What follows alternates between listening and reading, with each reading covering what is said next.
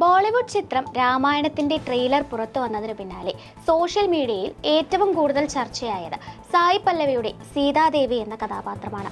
എന്നാൽ ട്രെയിലർ തരംഗമാകുന്നതിനൊപ്പം ഒരു വിഭാഗം ആളുകൾ സായി പല്ലവിക്ക് നേരെ രൂക്ഷമായ ബോഡി ഷെയ്മിങ്ങും സൈബർ ആക്രമണവും അഴിച്ചുവിടുന്നുണ്ട്. സീതയ്ക്ക് വിചാരിച്ചത്ര സൗന്ദര്യമില്ല, പഴയ സിനിമകളിലെ സീതമാരെ പോലെ ആകർഷകമല്ല എന്നൊക്കെയാണ് അധിക്ഷേപങ്ങൾ. പക്ഷേ എന്താണ് യഥാർത്ഥത്തിൽ രാമായണം പറയുന്ന സീതയുടെ സൗന്ദര്യം?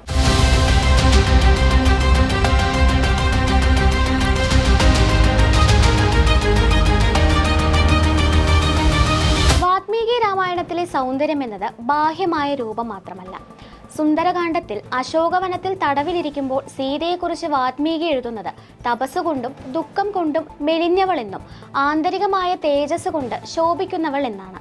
അതായത് സീതയുടെ യഥാർത്ഥ സൗന്ദര്യം അവരുടെ ആത്മാഭിമാനത്തിലും പവിത്രതയിലും സഹനശക്തിയിലുമാണ്.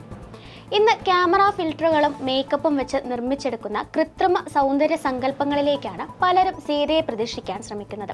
എന്നാൽ സ്വാഭാവികമായ ഭാവങ്ങളും ആഴത്തിലുള്ള അഭിനയശേഷിയുമാണ് സായി പല്ലവിയുടെ കരുത്ത്. ഒരു കാലത്ത് ഗാർഗിയിലും ശ്യാം സിംഗ് കാറോയിലും നമ്മൾ കണ്ടത് മേക്കപ്പ് ഇല്ലാത്ത എന്നാൽ കഥാപാത്രത്തിന് ആഴം നൽകിയ പ്രകടനങ്ങളാണ്. സീത എന്നാൽ കേവലം എഡിറ്റ് ചെയ്ത ചിത്രങ്ങളിലെ ഗ്ലാമറസ് രൂപമല്ല, അത് ആന്തരികമായ ദൃഢതയും ലാളിത്യവുമാണ്. സ്ക്രീനിൽ ആ ഭാവം സായി പല്ലവി എത്രത്തോളം പൂർണ്ണമാക്കുമെന്ന് സിനിമ വരുമ്പോൾ തിയേറ്ററുകൾ തീരുമാനിക്കും.